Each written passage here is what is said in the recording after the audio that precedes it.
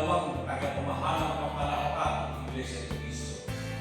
Kami po ng mga ministro, mga manggagawa, kasama ang aming kanilang sa pahayag, maging ang lahat ng mga may tungkulin at mga kapatid sa distrito ng susunod, ay nakikigalak po sa pagsapit ng inyong kaarawan.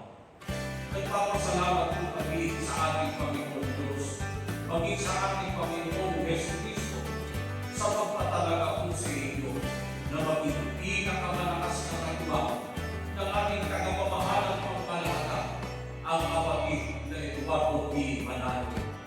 Sa pagsapit po ng inyong kaarawan, dalangin po namin sa ating Panginoon Diyos na patuloy kayong basbasan at ingatan at sangkapan ng lahat ng mga katangiang kailangan upang lalo po kayong maging napakalakas na katuwang ng ating tagapamahalang pangkalahatan. Happy birthday po! We love you po!